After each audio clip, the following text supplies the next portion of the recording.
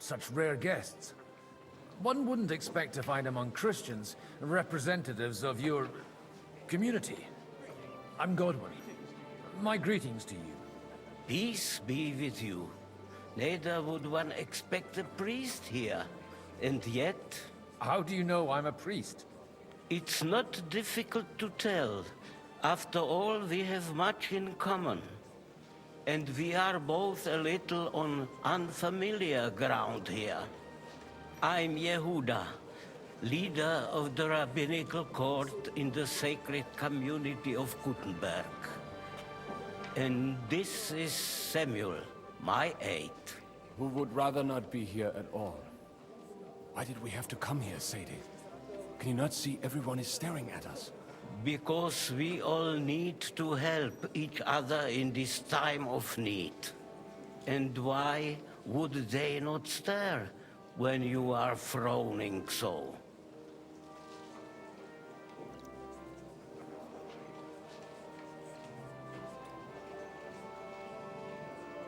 Are you here to arrange some trade? We have more serious matters to attend to here than gaining a few groschen. The situation in the town and the kingdom is unsustainable. The whole land is on the brink of destruction. You have men and weapons.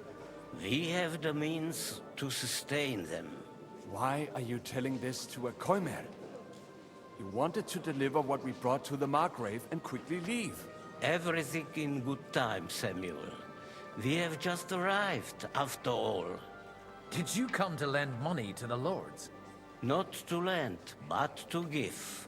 Help given to the needy is repaid only by God. You don't even know if you can trust them. With that money, we could have paid mercenaries ourselves. You remind me of my young friend Henry. He's a bit of a hothead too. Henry? That messenger of Radzik Copula? You know each other. You're both around the same age. That would be him. We did not get off to a very good start.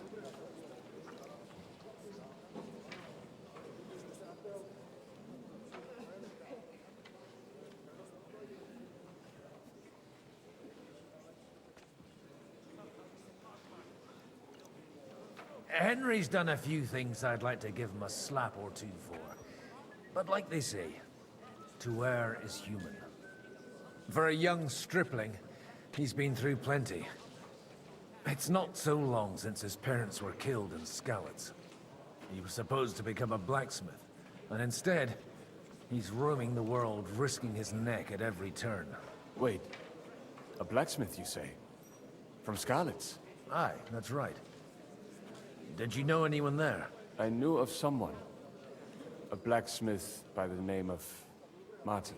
My daughter knew him most, and that is why Samuel is in this world. For our numerous sins. Maybe he was my father, but he certainly didn't act like one. Ma raised me on her own. And that was all for the best. Why? He should have taken care of me, but instead he fathered another bastard. Don't make hasty judgments. As far as I know, Martin didn't have any other children. At least, none of his own. He took in Henry and raised him as his own, on the orders of the Lord of Skalitz, Sir Radzik Kobila, Henry's real father. I don't care if he took care of 20 other Mamsas. That boy's blood father denied him, just like yours did to you. A person can't choose their parents. And Henry only found out about it recently. Enough. I'd rather have a drink. Will you have one too, Zayde? For that, there will be more suitable times.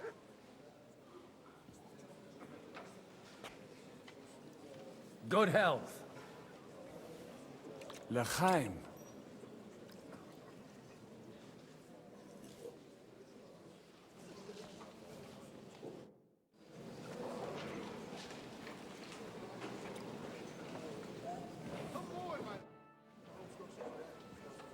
Everything all right? You look a bit out of sorts. I can't wait for it to end so we can get out of here.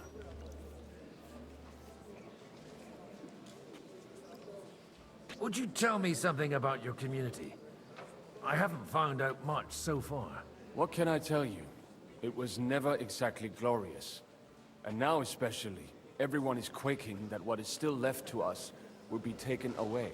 Surely it won't be that bad. There are many fools who would rather take out their gall on us and start to fight among themselves. In times of uncertainty, it is always the sons of Israel who are the first to be stricken.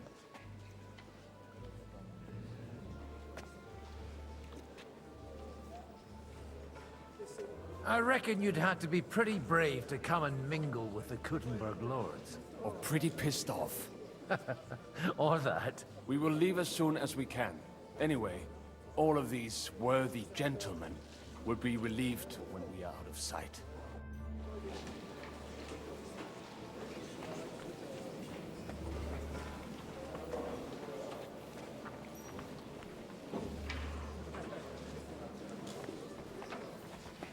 I'm glad you finally God grant you health, sir. Greetings. Good health to you, sir. I'm Godwin. A friend of that lad you arrived with, Henry. We don't know each other. Baron Vauquelin Brabant, Chevalier d'Arezzo. The last of my line. I am a warrior, a traveler, a strategist, and also, à ma manière, a poet. My word. Isn't that exhausting? Mais non! And I'm glad to meet a new friend. It's a pleasure to make your acquaintance, Baron. I knew right away we'd hit it off.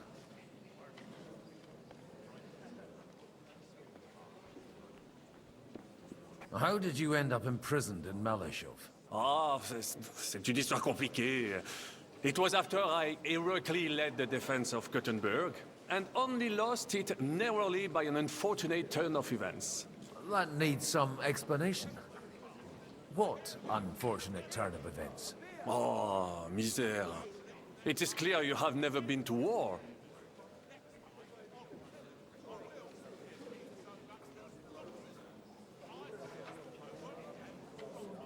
You're quite mistaken, Monsieur Baron. I have. Ah, je suis désolé. This Bohemia is a strange land. I have seen farmhands, children, and even women fighting. But the clergy? Sainte Mère, do tell me about it. No doubt you fought on the side of truth and honor.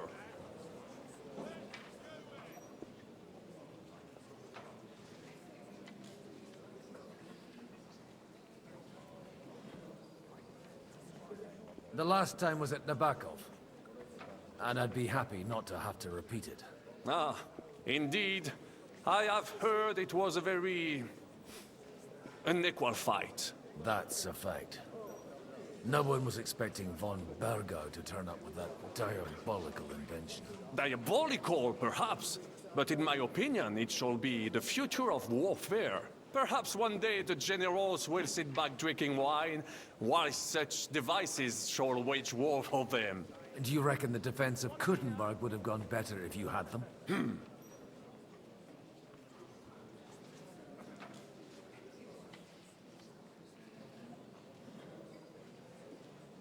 How come almost nobody here knows you? I am operating, as they say. Incognito. My great benefit is my strong connection with the French court. There, everyone knows my name. Here in Bohemia, I'm still building my reputation, slowly, but surely.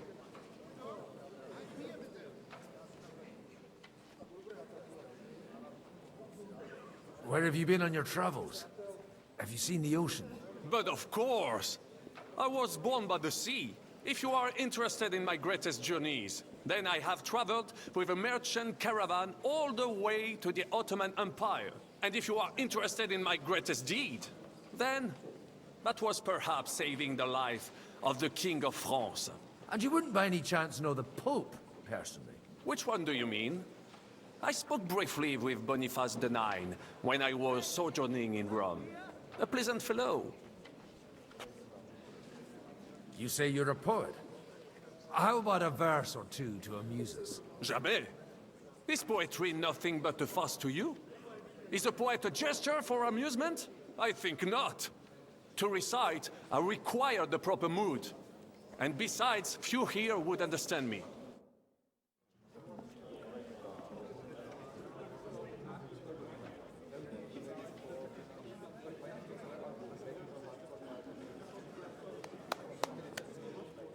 Dear friends and allies, in these troublesome times, you all know why we're here. The question remains, what to do next? Sigismund is facing troubles in Hungary, and here too, he is up against resistance. He's a capable strategist, but a poor diplomat. Mark my words. If we wait him out until winter, he will leave of his own accord. By winter, he'll have torched all our fortresses and carried off everything that we possess. Are we seriously gonna wait and cower in a corner? Or are we gonna drive them out in shame? A few well-planned raids and we could have him in our fists! At what price? Have you got men to spare? Has any of you got men and money to spare? We don't have men out there. Yes, we do. We do not. Jobst is right. That whole sun won't fall easily. Only we can't wait. Are we to get ourselves killed? Or end with nothing.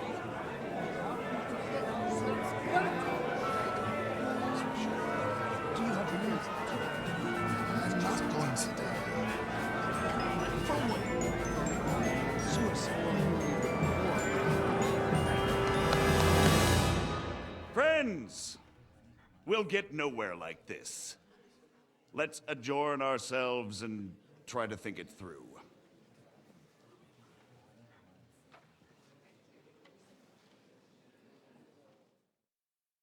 Well, that went just as expected.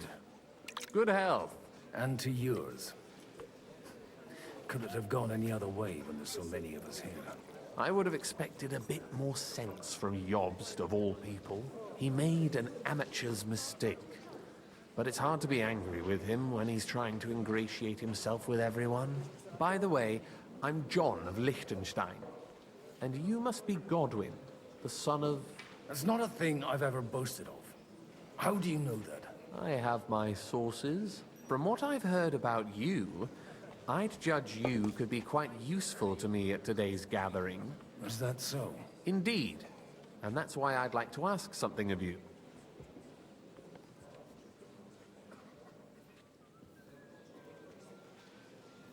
It depends what it's all about. A little delicate diplomacy.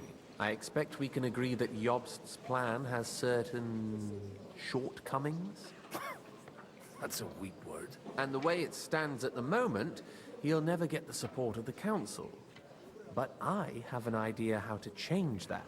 Well, I'm curious how you hope to shut Zizka up and satisfy the ones who want peace. We'll sit and wait quietly until Sigismund withdraws of his own volition, as Jobst proposes, but we'll be waiting in the military camp of our huge new army.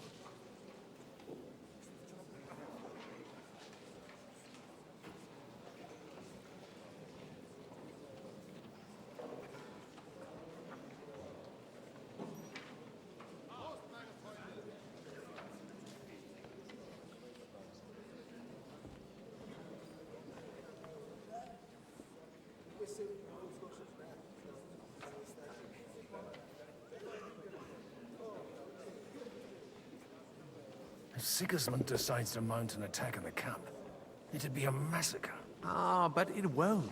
Sigismund's army is demoralized and weakened. And besides, he's running out of resources. He's able to tackle fortresses that aren't able to defend themselves. But he won't engage an equal force on the battlefield. But he can't retreat either. That would be a disgrace. And that's exactly why we'll wait until he's called back to Hungary by events there. For the plan to work, we need allies, their money and their determination. We've already set the ground for it. We just need negotiators who will push the right people in the right direction. Are you saying you set everything in motion even before Jobst? More like in parallel, but without his knowledge. If we find support and make it look like the whole thing was his idea, we'll all win.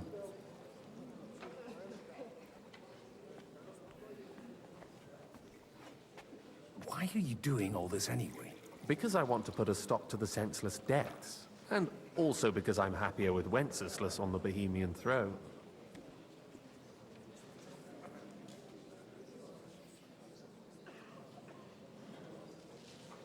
You've got an interesting way of approaching things.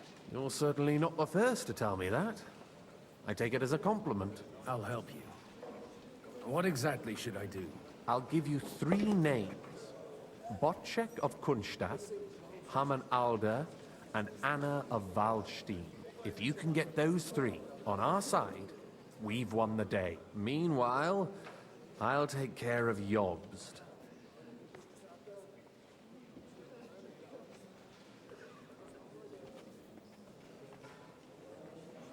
Why me, of all people?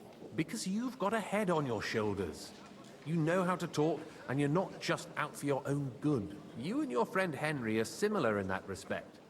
That's why I know I can count on you both. There aren't many like you two left. What if it doesn't work? I refuse to even consider that outcome.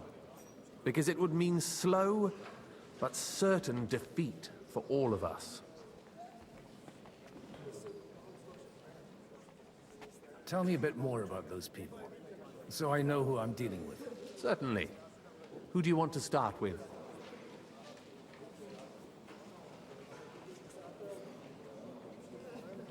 Bocek of Kunststadt.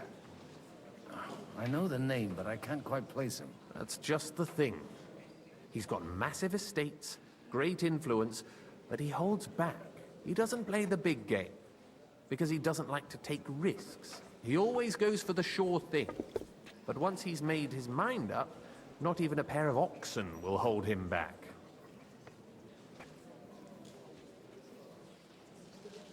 Alder the Alderman.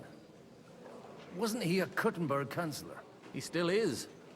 The only one who retained his position after the city was taken. Only he's here, instead of cozying up with Sigismund in Kuttenberg. So his days in the council are numbered. But he'll continue to have a strong influence on the guilds and the rich burghers. And that's why we need him. Anna of Waldstein. The widow of that rich mine owner. What was his name? Wenzel Bartosz. And I'm not surprised you forgot. I was quite surprised to see her here. Assemblies like this are more of a... A male affair? So far, Godwin, so far. Anna is holding back and behaving like an exemplary young widow.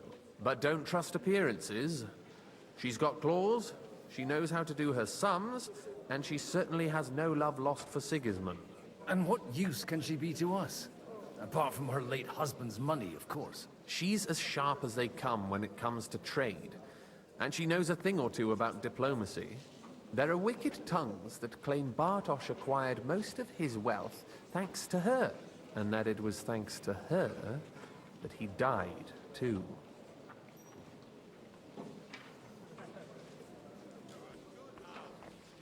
I'll get on it then. Wish me luck. I wish us both luck.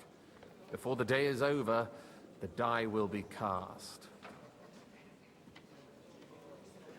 Success to our plans.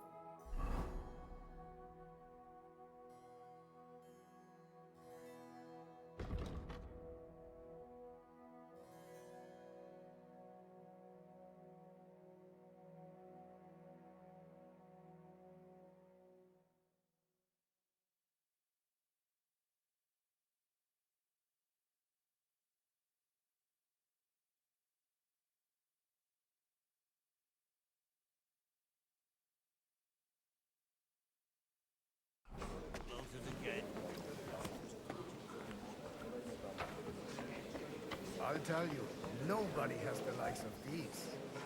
Not even Boschek? Not even Butch. He's a great lord. One beer! Hard to believe. Martin likes to exaggerate. He was talking about the sorry nags even when they belonged to someone else. Nags? What nags? These are the best thoroughbreds east of...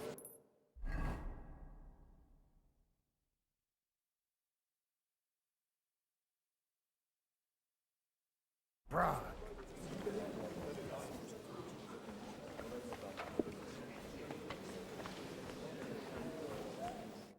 How are you getting on so far? Everything is going so well. It's making me nervous. Glad to hear it. I'm happy I wasn't wrong about you. Keep it up. We've still got a lot of work to do. Just don't overdo it with the wine. No one takes a walking wineskin seriously.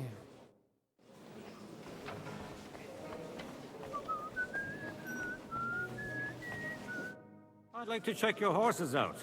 See if they're as good as you say. Pah, even better. But you won't believe it until you see for yourself. And you might not believe your eyes when you do see them. Well, well, we have a new guest. I wanted to... You wanted to apologize for crashing into my home without it by your leave. Or to arrest my guests some more? I want to have a word with Older. Well, I'm having a word with you. I apologize, Father. For interrupting our conversation? Or just for being you? Is that your... Unfortunately. Speak up then. What are you doing here?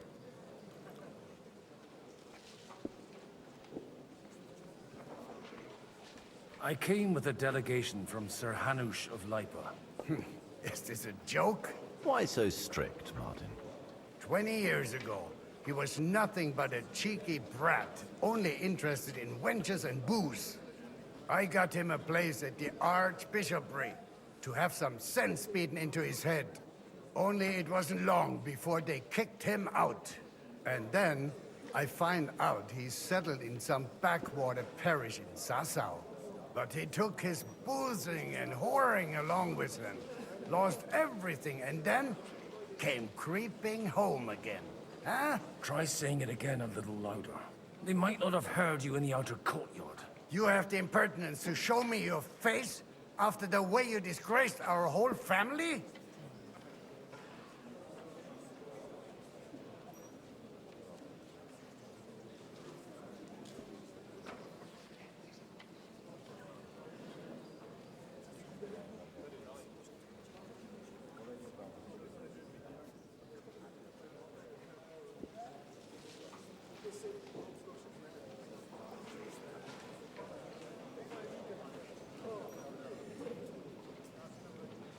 I wouldn't set foot here if I had a choice. Better to be a priest in some backwater than have a father like you. How dare you? You're as shit a father as I am a son. We've got nothing to blame each other for. And now let me speak to Older. You're dishonoring your host. I can't dishonor someone who has no honor. If you had any, you'd be... That's enough. Christopher. You won't get away with those insults. I challenge you to a duel.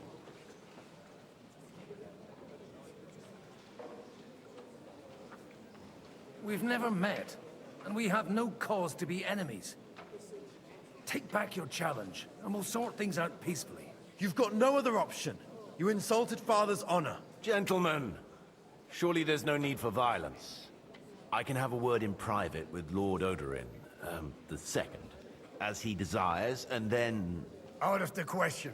This uncouth lout needs a lesson, and he's got plenty to learn from Christopher. By God's grace, I have at least one son I can be proud of. You want satisfaction? You'll get nothing but shame. As always. Suit yourself, then. We'll fight. Come to the outer courtyard, but quietly. They don't have to put on a show for the crowd. After you. Well, that's that. Now, where were we? Shouldn't we rather... No, Christopher will sort it out, you'll see. Make room for us. We'll just settle a very private matter. It's an honorable duel, man against man. Stay back. Left arm lower! Oh, Christ! You don't know which end of that thing is up! That will do.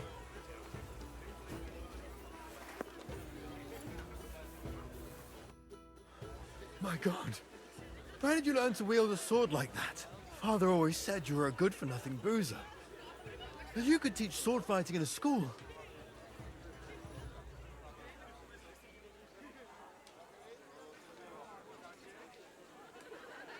I was in a war. Right after they kicked me out of the archbishopric. And you ought to know yourself. Not all the faults that Father sees are real. Aye. Well, I apologize for going off like that. I had to, so that... So Father would be satisfied. I know. Only he'll never be satisfied. The sooner you realize that, the better. I thought he was the way he was because his first son let him down. And he hoped at least his second would become something.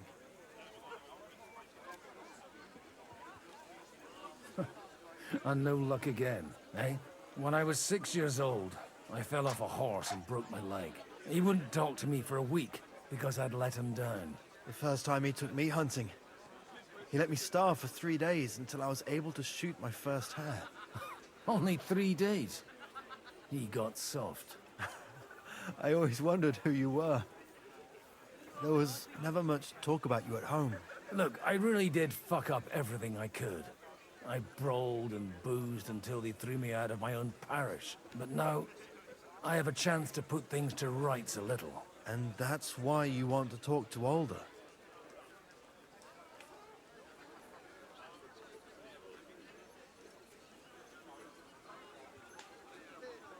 Aye. The outcome of this war depends on it. That sounds very important, considering you and Alder are both pretty small players. After your encounter with Father, it won't be easy to get to Alder. Actually, I don't think you should even attempt it. Unless you want to anger Father even more. What else can I do, though? I'll talk to him myself. He'll hear me out for sure. But you'll have to trust me, and tell me what it's all about.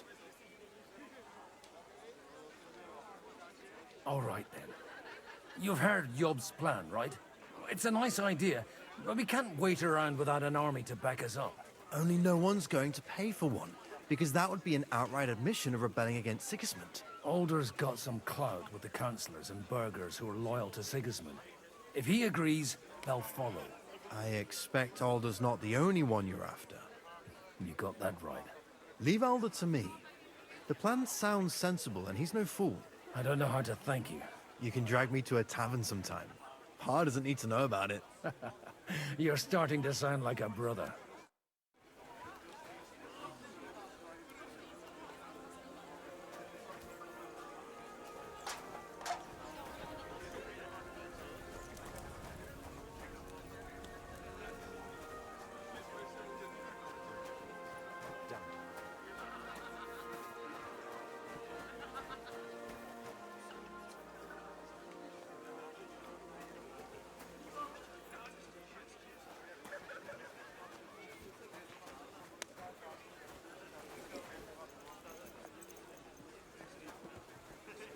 God grant you health, sir. Greetings to you.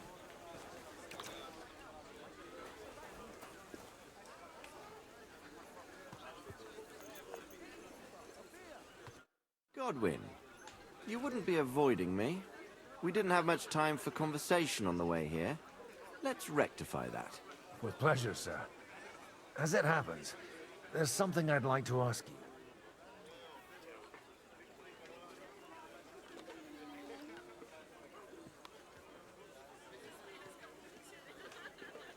What are you expecting from today's gathering, my lord?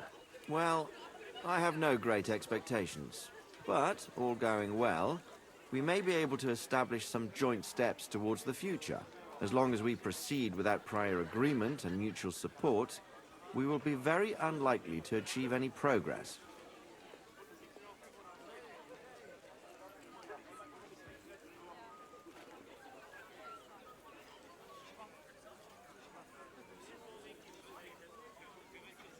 Where did you leave Sir Divish? Surely he's not too old to miss out on such an event. Haven't you heard? Lady Stephanie is with child. No one even imagined Divish would produce an heir at his age. As they say, it doesn't matter who kneaded the dough, as long as there's a pie in the oven. Godwin. Well, it could be a miracle. Praise the Lord!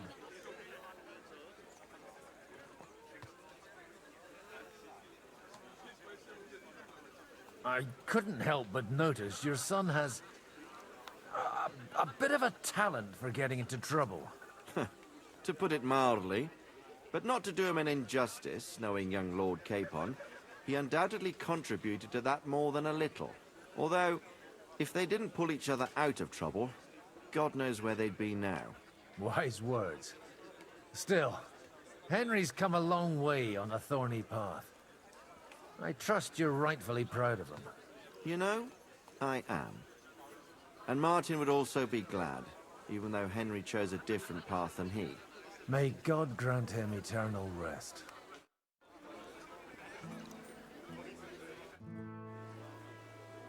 May I have a word with you, sir? You? Anytime. With you, at least, there's some sensible conversation. Unlike this pack of conceited upstarts.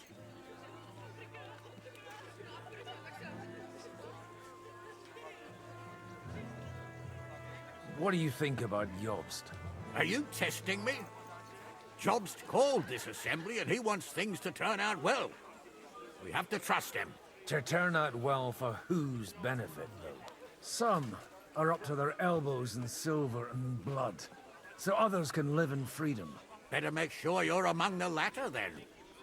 And in the meanwhile, help the former to keep their losses to a minimum. Young Lord Capon is finally free again. Let's hope he'll take better care of himself now. He got a harsh lesson, but at least he might remember to lay off that tomfoolery of his for a while. But if not, war will make a man of him soon enough. Do you think there's really going to be a war? I mean a proper one, not just sitting around and talking about it. I sincerely hope so. Whoever sits around risks nothing. It's time to get off our asses and take action. Have you got something against the Kuttenberg nobles? Their forefathers lived up to their ears in dung. But thanks to the royal mines, they were born with silver spoons up their asses. And they think that can turn their blood blue. But surely they're not all like that. And they are our allies. Allies or not, someone ought to show them their place. Take a look at that. A nightingale surrounded by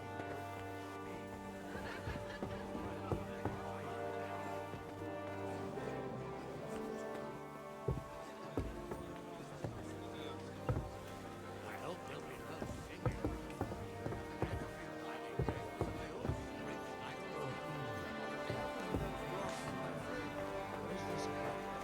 Oh, nothing.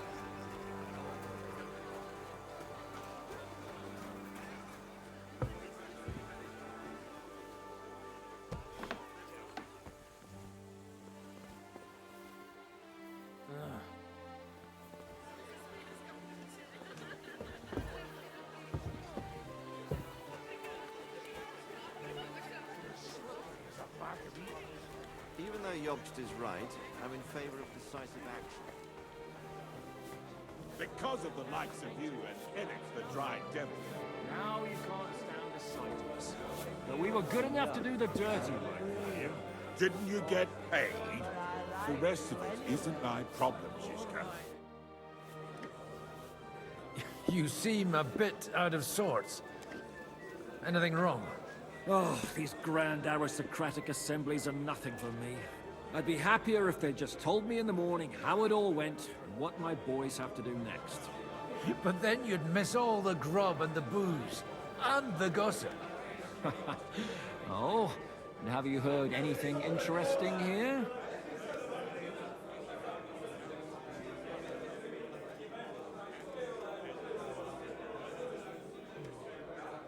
It seems Liechtenstein's looking for allies. For his own ends. And how's he gonna do it? Didn't you see them all fighting tooth and nail here just a while ago? Well, different approaches work with different people. The only approach that'll work with Sigismund is open resistance. Maybe on the field of battle?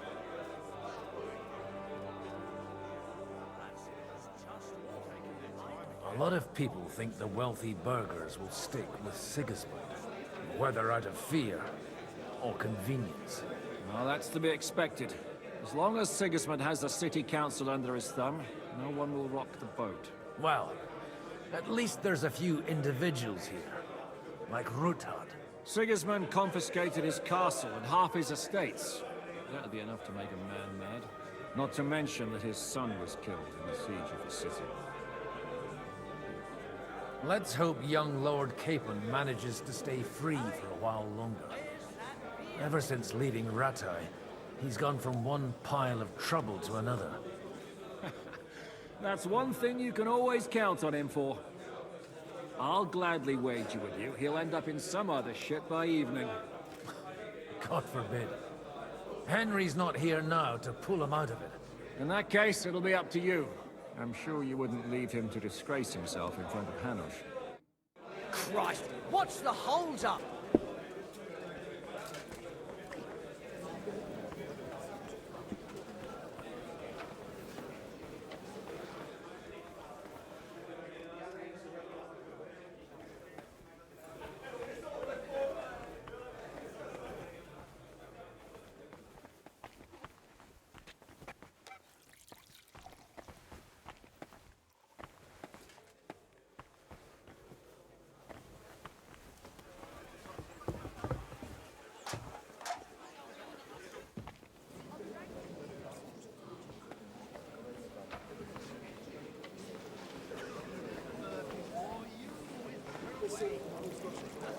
I'll whisker away no matter what.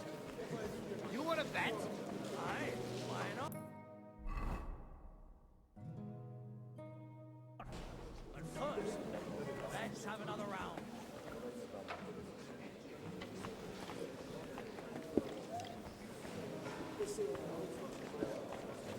Have you seen that farmer's eye?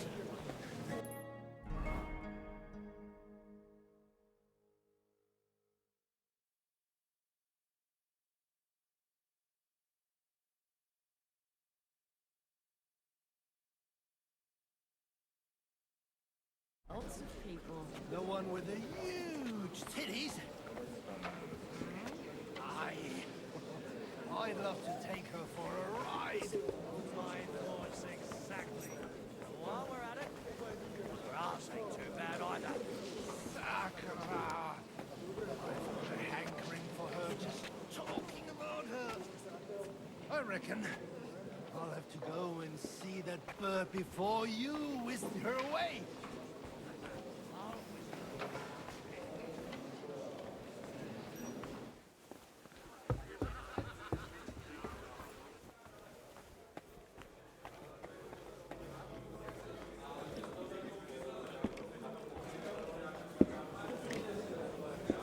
You must have a lucky horse show. Next time I'll be more careful around you.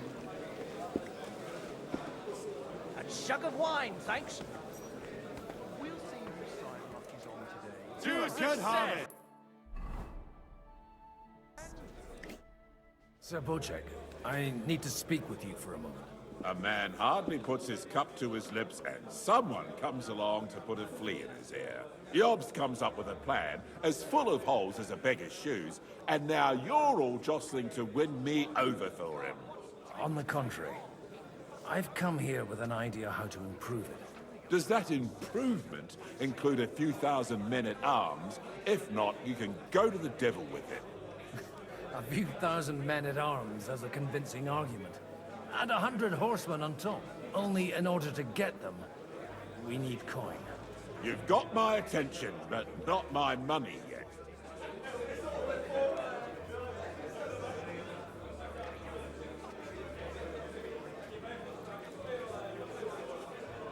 Are we not on the same side? We are, but an alliance is of no use if it doesn't also guarantee safety.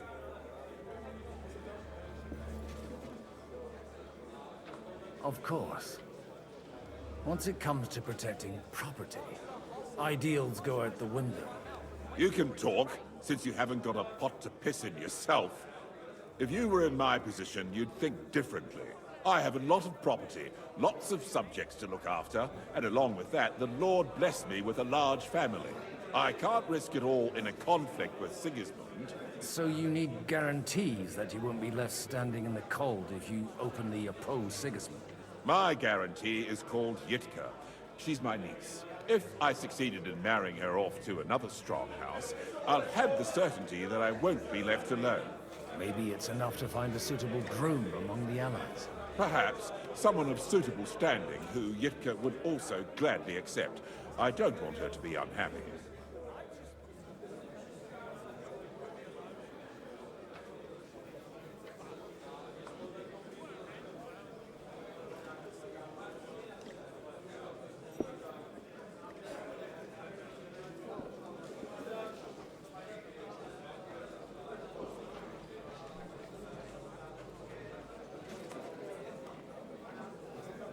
How about young Lord Capon? He's a youngster still.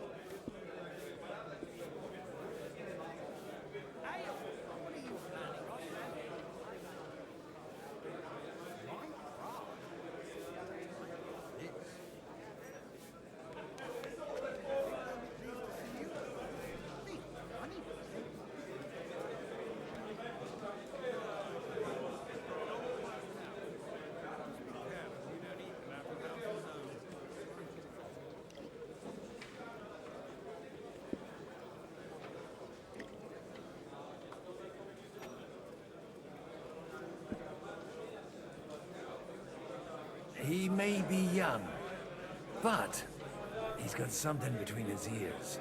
He's got battle experience. And when he gets the estate that's his by right, he'll be well secured for life. If he gets it.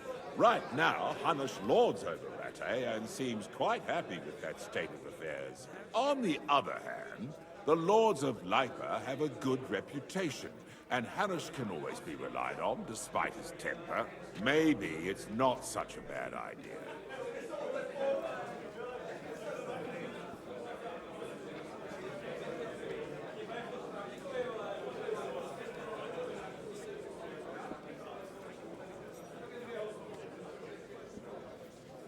So, will you support our plan? You're selling the skin of a boar that's still grunting.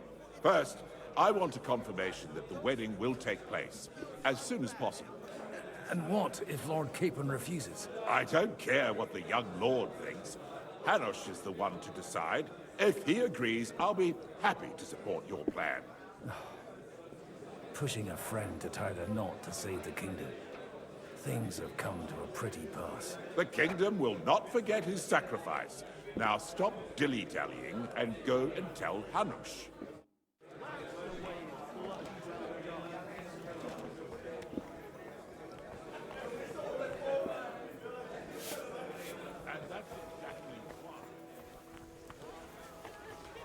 Take a look at that. A nightingale. Sir Hanush, I bring happy tidings. You do? Let's hear it then.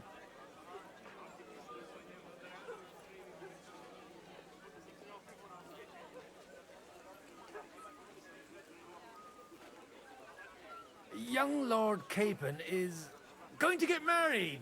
If he's got some impoverished noble's daughter pregnant, I'll have his hide. I'm not going to support some bastard. You misunderstood my meaning. I was the one who arranged the betrothal.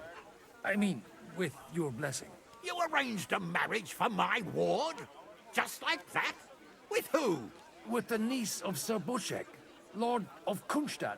Her name's Yitka. Bochek of Kunstadt? The Bochek of Kunstadt? Godwin, you conniving old bastard! Oh, fuck. I don't believe it. So, young Hans is to marry Kunstadt's daughter? Niece. If you're serious, I'll make sure that you get the Rattay parish. Or you could make me the abbot of Sassa. Or what about a bishopric? Forget it. Soon I'll be paying for a wedding. Not a word to Hans. I want to tell him myself. But let's drink to it, shall we? Cheers! Cheers to you, and to your parleying skills.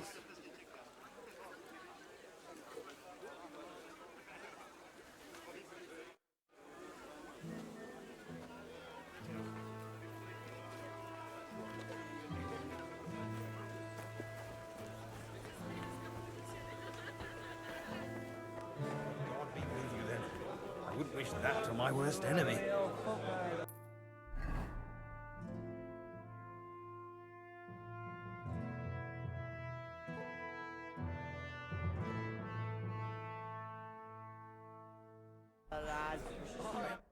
Sir Bocek, your niece Yivka can start preparing for her wedding. So Hanush agreed, without reservations. Indeed. Then I will fulfill my end of the bargain without reservation. Thank you, Lord of Kunstad. Enough formality. We'll have a drink. What do you say? Cheers to the beautiful Lady Yivka and the unhappy Lord King. Here's to a good bargain.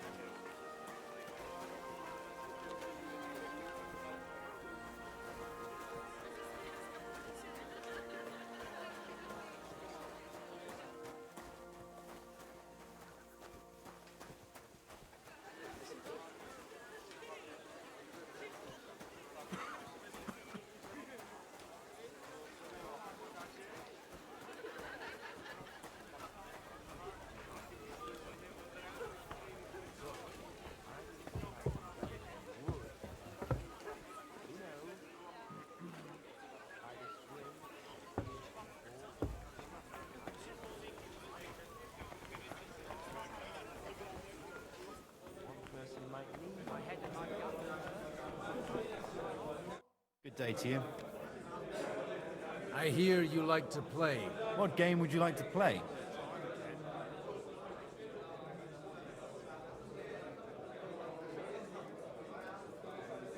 Let's play, beggars. Let's play. Hey, where's that beer? At least you have some stories to tell, eh?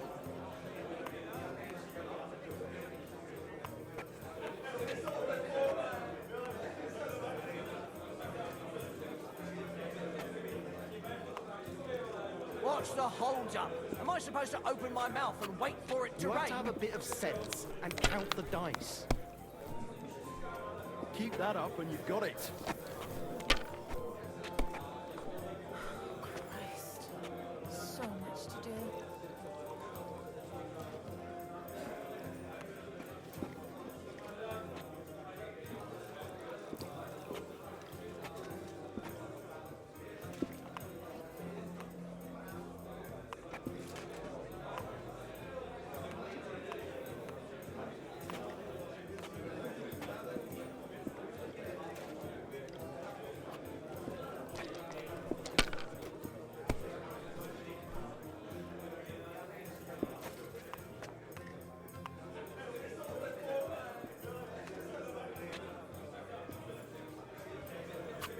You might even win with that.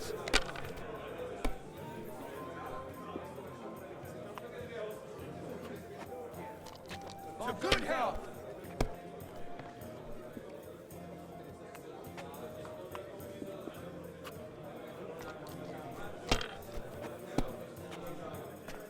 That's how it's done. That's the way. Or, wait, who threw that?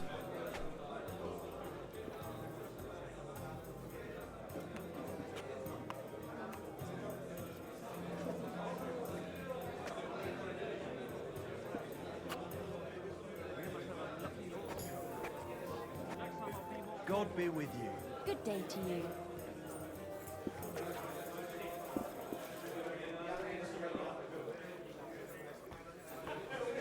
Oh, Fortuna, may the best player win.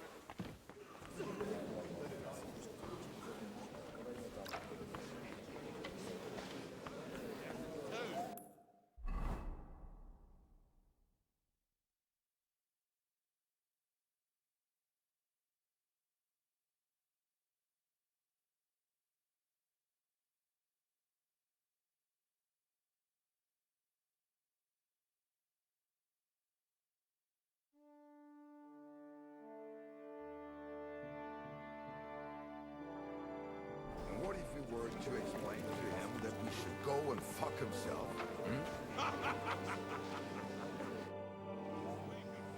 Sir Kunzlin, I haven't yet had the pleasure. You're Godwin, aren't you? I've heard about you from Martin. Oh dear. Have no fear. I know Martin well, and I know he's prone to exaggeration. Anything I can do for you?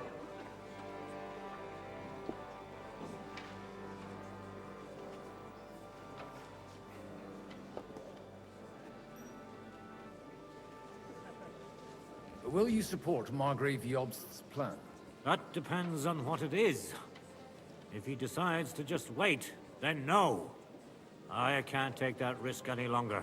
Do you think we should look for help somewhere else? I came here for one reason alone. To hear a plan of attack against Sigismund. If Jobst doesn't lay one out before me, I'll try and find someone more courageous. I expect you know Lady Anna of Waldstein well. Why wouldn't I? She's joined at the hip with my daughter Rosa. I hope she doesn't feel unwelcome here. I've heard she's a bit of a thorn in the side for some of the gents here. To her own relatives, certainly. But I'll tell you one thing. I knew her husband, Wenzel, and he married her out of love. And I cared for him devotedly till the day he died. And it wasn't a quick death. So it's not true what they say? That his demise was convenient for her? Vile slander. People just can't forgive her for coming into a fortune as a young widow.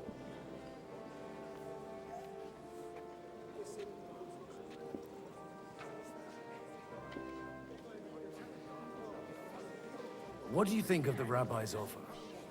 The Kuttenberg Jewish community is large, and their support could change everything. Or nothing. To be honest, I've no idea what to expect of the rabbi's offer. He said he was interested in an alliance, though, didn't he? Aye, but still he must be aware that whatever happens, it won't change the lot of his people. So you don't trust him? And isn't it natural? It's not just faith in the walls of their quarter that separates us. They live in our city, but they're more foreign than the Germans or the Hungarians. God be with you. Have you seen that farmer's daughter? No one with him?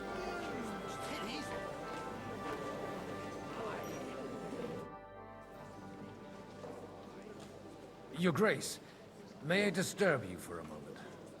Certainly. Godwin, I came with the lords from Rattay. Ah, now I remember.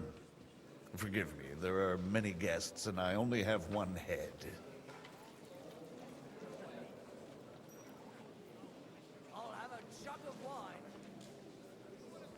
Lord Liechtenstein asked me for help, in our collective interest. But if you'll allow me, sir, I'd like to ask you a few questions, so I'm clear about what I can do to help. Indeed. And what would you like to know? Your plan, if I may be so bold, has a few gaping holes. Sigismund may attack anywhere and any time, and we have no way to defend ourselves. You want to wait, fine. But you should at least give some assurance to the lords that they'll live to see it through. You amuse me, Godwin. A parish priest teaching the Margrave of Moravia about politics. I know you mean well, but try to look at it with cold reasoning.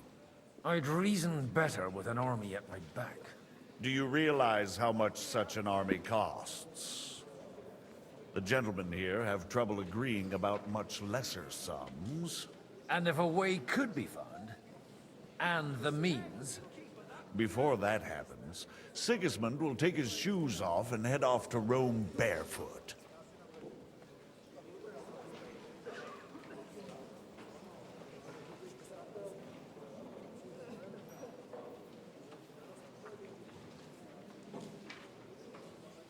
Do you still think the lords will agree at the end of the day? I'm beginning to lose hope. That's the way of politics. Some are persuaded by silver, some by a well-chosen word. Others are convinced by tempting promises.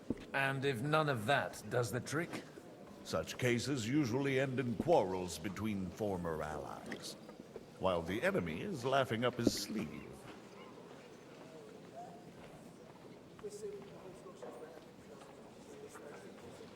John of Liechtenstein is acting in your interest, isn't he? That was the original agreement. And on the outside, it still looks that way, I trust.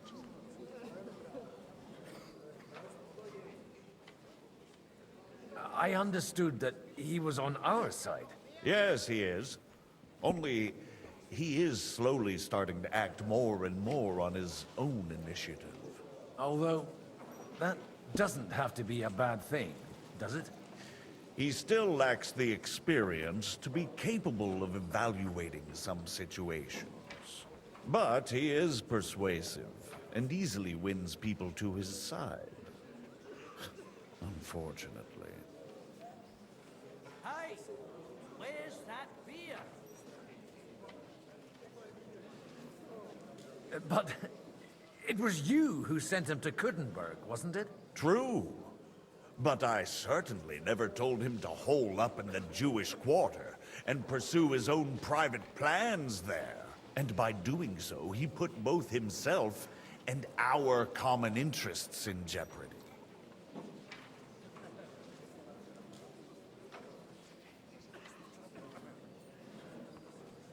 I wasn't expecting to meet the rabbi of Kuttenberg here. Really? Half of Kuttenberg has accumulated debts with usurers that they cannot repay, or even do not intend to. The rabbi knows his people are under threat, and that Sigismund will not protect them if something should befall, similar to what happened in Prague. So they naturally took a stance against Sigismund.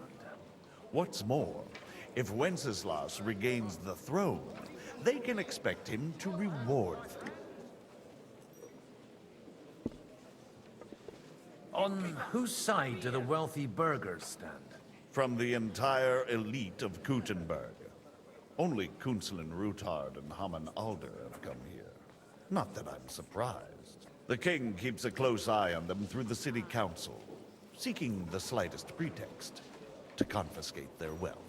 But if Ruthard and Alder can be persuaded... We don't need to convince Ruthard. And Martin is already working on Alder.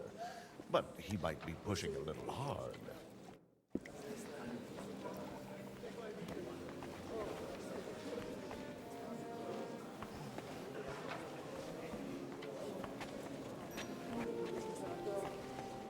I've got some good news and some bad news for you. The bad news is there's hardly any females in this whole damned place. There's some old bat standing there with two young girls, but she watches over them like a mother hen. So at least tell me the good news. Actually, never mind. At least the wine here is decent. Cheers!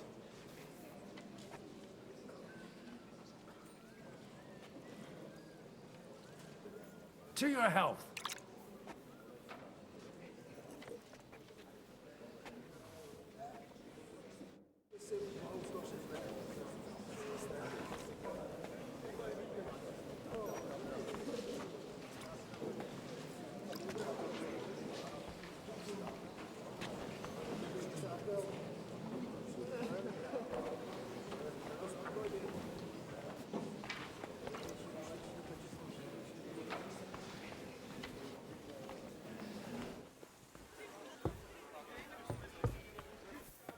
And that's exactly why we mustn't push too hard.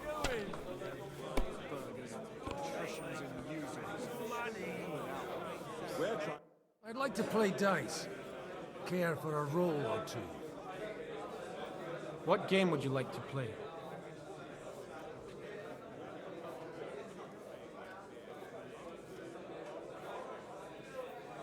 Masters. Let's play. You said it yourself. It was war back then. Now we're allies. Allies? Aren't you more concerned about keeping the spoils of war subordinate? I beg your pardon. Another war would be Because of the likes of you, Headache the Dry Devil. We were good enough to do the dirty. I'll be right back. Didn't you get paid? The rest of it isn't my problem. I didn't come here to argue with another Kunstler. You two sound like an old married couple. You argue all the time, but you couldn't live without each other. And he hasn't even greeted his own cousin yet. Tell me, what did Headache ever do to his house? Certainly doesn't sully its name by conspiring with the merchants. A knight would have fight out of conviction. He who has nothing can lose nothing. Eh, Lord Trotsky? Just you wait. The likes of Brutard and Alder will certainly find some usefulness.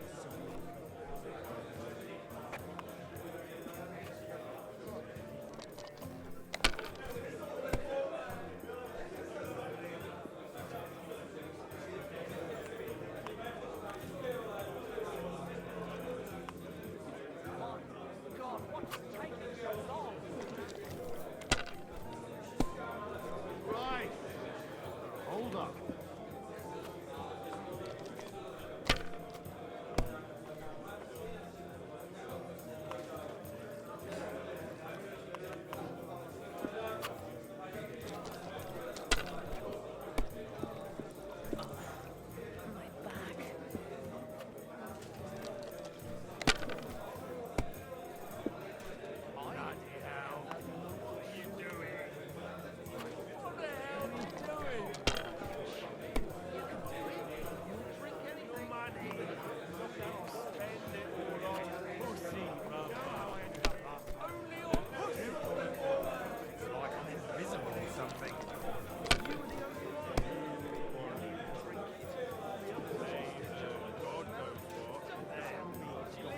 To a good harvest. Always need.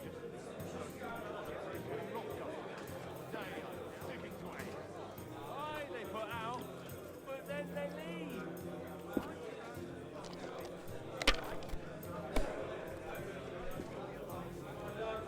Fucking good. It won't end well.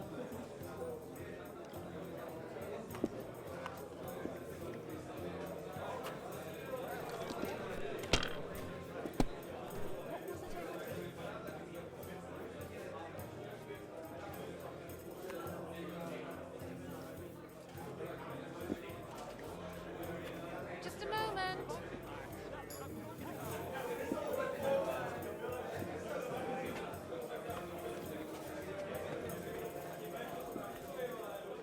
I have a bit of coin again, and I'd like to throw it around. Shall we play dice? What game would you like to play?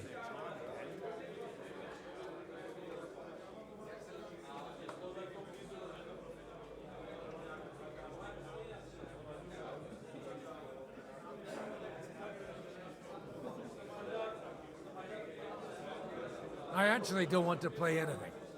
See you.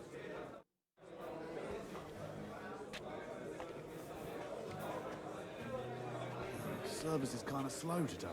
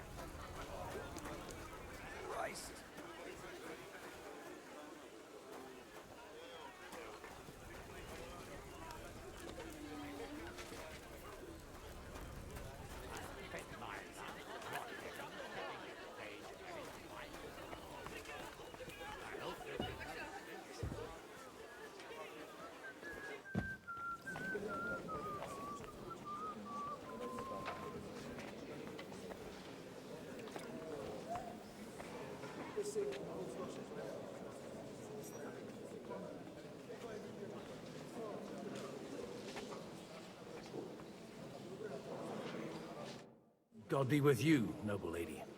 There's something I'd like to ask of you. God be with you. What would that be? Your diplomatic support.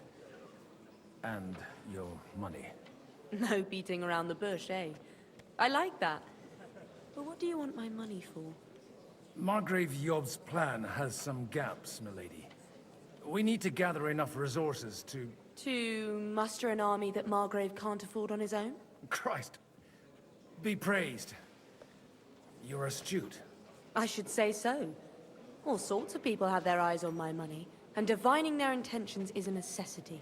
Although, between the two of us, it isn't hard to figure out what Liechtenstein is after. How do you know Liechtenstein's behind it? I know most of the people here very well. Many of them certainly have doubts about the Margrave's plans. But they wouldn't dream of stating them aloud. While it seems that Lord Liechtenstein, on the contrary, sees his opportunity. I'd say you have a better nose for people than most of this crowd. Not only for people, but also for good food and wine. And beneficial deals.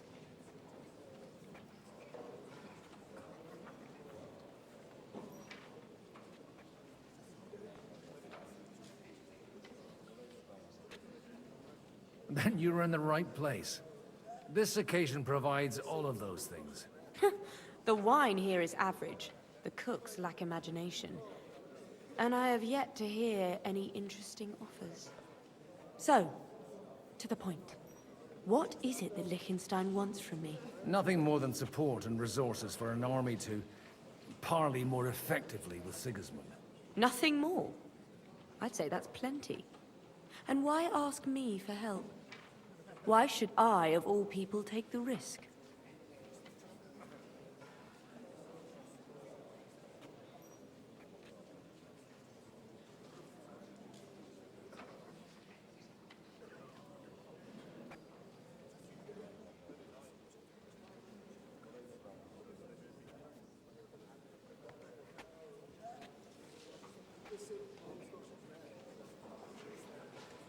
It's not only your money we're interested in. You're well able to negotiate and trade. And if you were to take part in our plan... Then I'd be helpful to you on two fronts. If you want me to support you, you must give me a good reason. Perhaps a favor in return. Do you have something in particular in mind? Well, one of the guests here has something that shouldn't get into the wrong hands. Who's that? Harman Alder. Now, if you were to switch these papers for the ones he brought with him, I would support your proposal.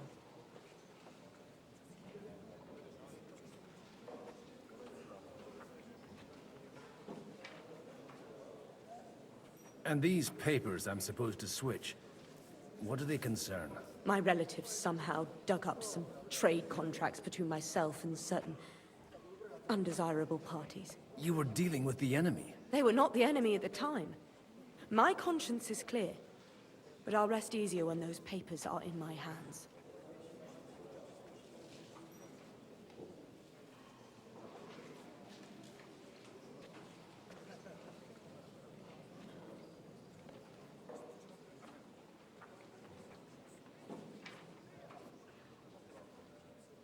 I'm supposed to rob an ally.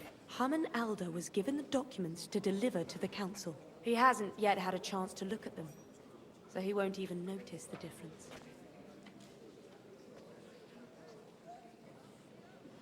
And the papers I'm supposed to plant on Alder? Just insignificant documents. If the incriminating ones disappeared without a trace, it would arouse suspicion. Have you fallen out with the town councillor?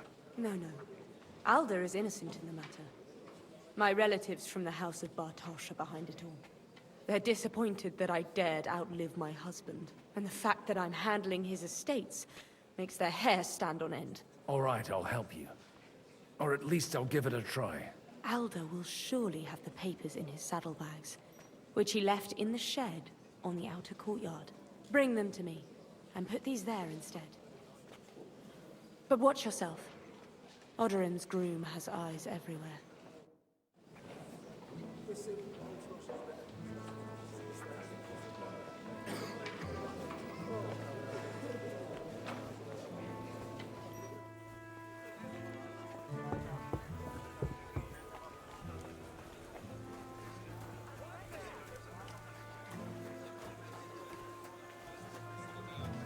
What brings you here?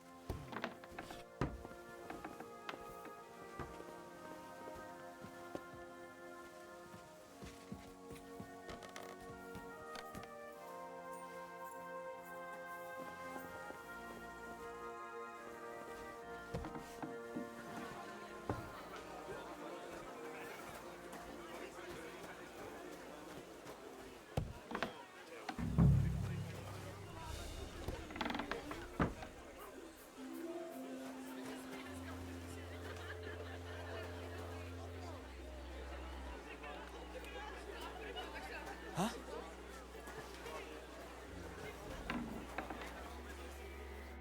Hey, you! What are you doing here? No one's allowed in here. I'm just leaving anyway. Servus. That won't please Lord Odorin.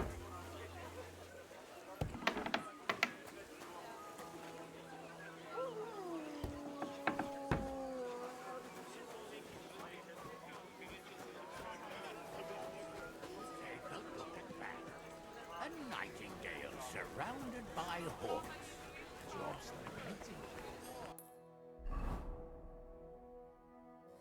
Looks more like a wet bed to me.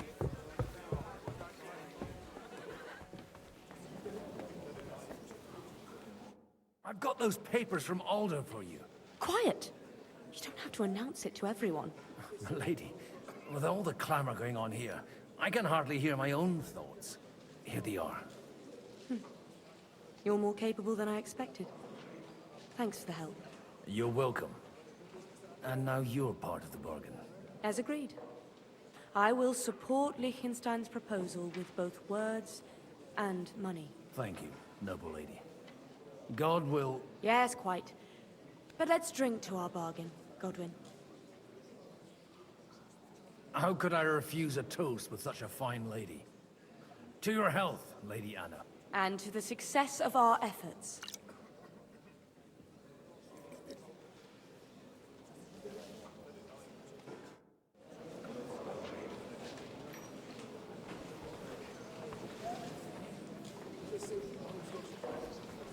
hoping it works out. We walk out of here with a clear plan. But maybe you were right. It was probably not the best idea to gather all the lords under one roof. At other times, I would celebrate hearing you admit a mistake, Margrave. But if I were you, I wouldn't lose faith just yet.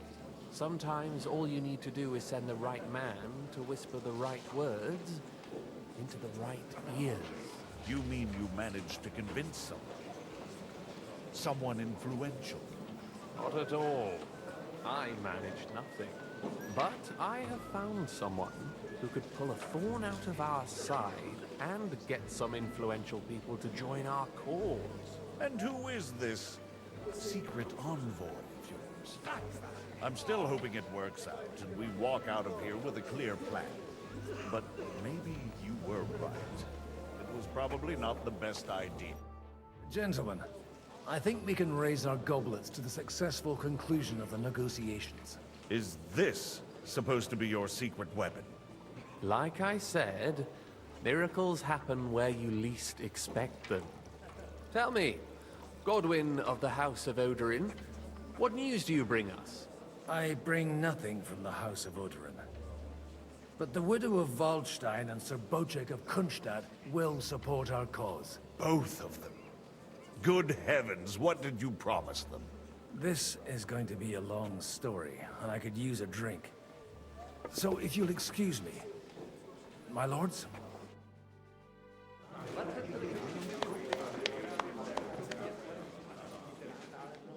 It would seem that we have all benefited from the break in these proceedings. New alliances have been formed. And I have also changed my plans. We shall still wait for Sigismund to withdraw his troops of his own accord. But we will wait with an army at our backs. Yes! And how are we to raise an army? Wasn't it made clear at the meeting that no one wants to take the risk? The only thing made clear was that each of us alone is weak, and that we could not find common ground. But that has now changed.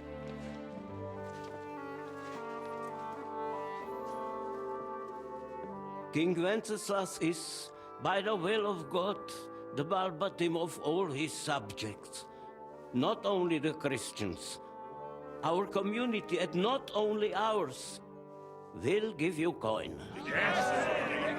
The Kuttenberg houses are still loyal to King Wenceslas, and we stand with Lord Ruthard.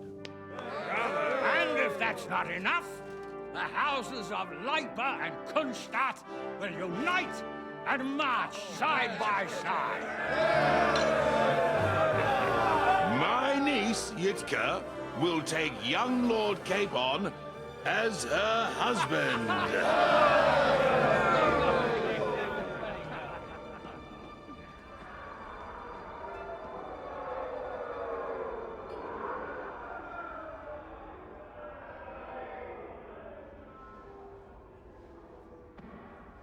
Lords Kunstadt, Hanush, Radzig, and I will set out immediately.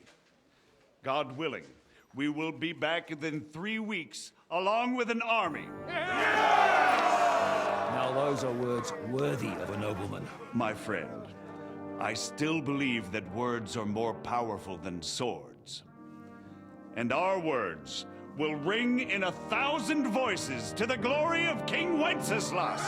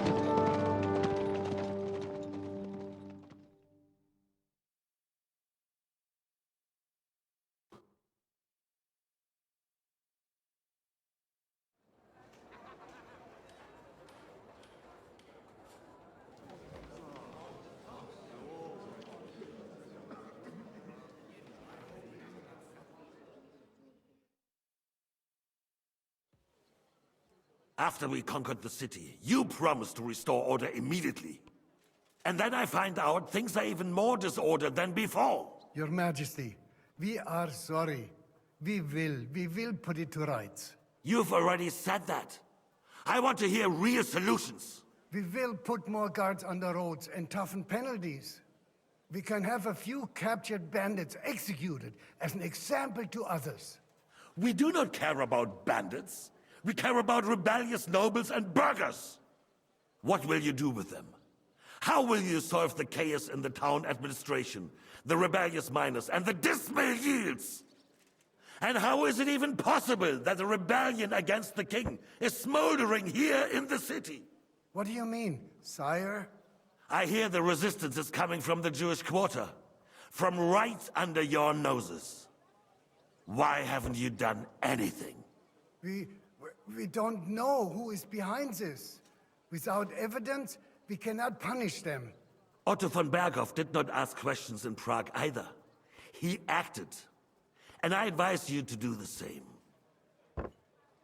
Find a couple of wretches in a hole somewhere, point them to the Jewish quarter, and give them free rein to do anything. The city's Jewish community was and still is on Wencesla's side. They need a warning. We do not even have enough men to... Marquardt, could you spare a few men for a while? Of course, sire. I'll assign them to Eric. He'll take care of it. So you see, all you have to do is make sure the city rebel get their share. You could at least manage that, couldn't you? And if the thought should cross your minds that you would get rid of the debts to the Jewish moneylanders this way, forget about it. Your debts will remain, up to the last groschen. Only now you owe us directly. And while we are on the subject of money, has the yield from the mines finally matched last year's? Sire, the deposits are dwindling, and mining is becoming increasingly difficult. And to make matters worse, the miners started rebelling. Don't take us for a fool. They'll stop rebelling when you pay them proper wages. Your Majesty, we can't do that. Silence! How dare you oppose the kingdom's protector? You're a bunch of incompetent sycophants! Chicken shits! Not any better than the scum hiding in the forest. I apologize, sire. I'll do everything in my power to... All I hear from you over and over again are excuses and prevarication. And results? None. I therefore placed the city council under the authority of Sir Marquardt von Aulitz, who is present here, with immediate effect. He will make sure you finally do your duty. But, sire, that would be a violation of the privileges granted to us as a free mining town. Silence! I am the only guarantor of your rights. You have to earn your privileges, not hide behind them. During my brother's reign, this idleness was perhaps tolerated. But that is over now. You were given a few simple tasks. But instead of working on them, you idled in the baths and lined your pockets. And let the traitors cast their nets undisturbed. But unlike my brother, I am capable of creating order. And I assure you, I do not distinguish between those who stand in my way. Be they beggars, noblemen, or city councillors. You have 2 weeks to restore order in the city and increase mining output. I want clear results, and you answer only to me and Sir Marquardt von Aulitz now. No one else.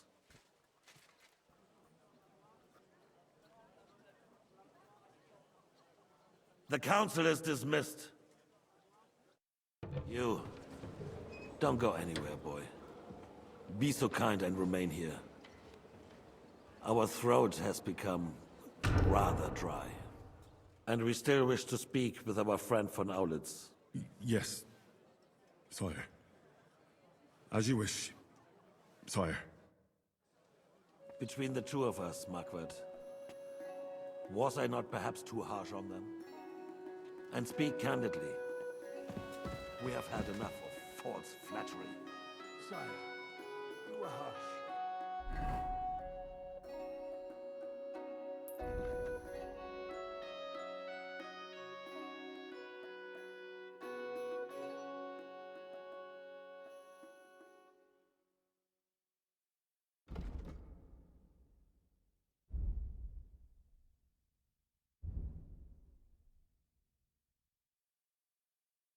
rightful...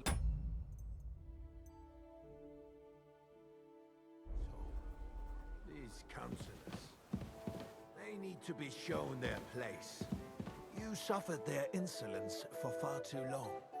And the same is true of the Jews. We know. Otto repeated to us several times that it is time to strike against them. We are glad he's not here. He would be intolerably self-satisfied if he knew we had heeded him. Good. Can't you see the king's cup is empty? You tend to us as if we were infirm. Boy, pour us a monastic wine. The monks had a good year. We have concerns, friend. The Hungarians are rebelling. Our army is falling apart, and we have enemies here on all sides. Would we had a proper army instead of human mercenaries? They cannot be relied upon. And we are no closer to our goal now than a few months ago. Thank you. It is a good year. If our father were still alive, he would have been astonished by the mess that a few years of Wenceslas' reign brought to us.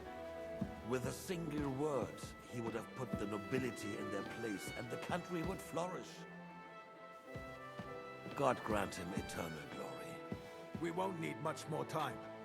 We'll arrest the traitor Odorin, and the rest will fall in line. You say the others will be brought into line, but what do you know of them? We know only a few of them. But there's a fortress standing on every damn hill here. What side are their lords on? We'll find out soon enough, sire. If only Wenceslas were not such a stubborn ass, and relinquished that throne that he has no use for anyway. The nobility, on the other hand, found a ruler like him very useful. They made a puppet out of him. Once you restore order, they'll join you. All you have to do is promise them the privileges they lost during Wenceslas' reign. First, they'd have to be willing to make peace at least among themselves.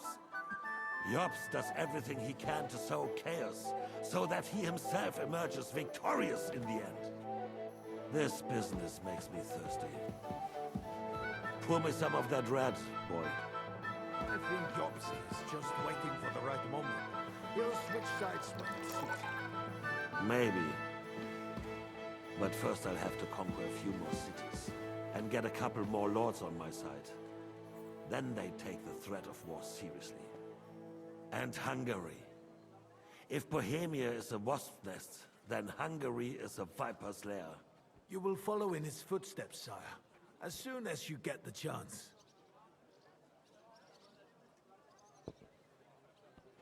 But the wine is good here.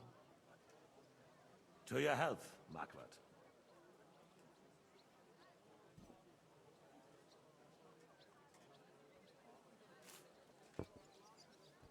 And to your health too, boy. May your children grow in a land ruled by a good king. Thank you, sire. You are too magnanimous. Why? You did a good job. You can be proud of yourself. To your health, your majesty.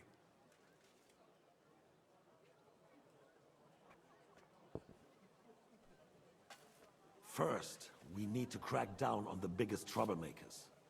We're working on it. While the consul was meeting, Otto von Berghoff and his men set out for Raposh. Alderin won't give you any more trouble. He and Ruthard are in it together. Once we get Odorin, we can handle Ruthard easily. Rabosh will be yours. After all, Otto has already got Malishov. I appreciate your confidence, sire. But the devil knows there are a lot more strongholds to conquer here. For the king, red wine, boy. No, we shall have white. We have had enough of red. White it is. Quickly! If Raposh falls, others will follow. I think von Berghoff's little contraption will find its use again. If need be, we could use it to raise this town hall too. And I have some suggestions for other candidates. Not so fast, my friend. It's a wondrous tool, but we can't rely on it forever.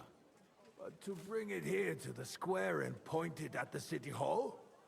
Those sycophants would only benefit from a warning like that. It's a splendid idea, but it won't be necessary. The councillors are quite fearful enough already that they can hide nothing from us. There's been enough fretting, sire. You shall see. Soon we will drink to the conquest of another fortress. You are right. So then, to victory. And you, boy, will you drink with us? So that you shall have something to tell your children and grandchildren. To victory, sire. To today's, and those of the future.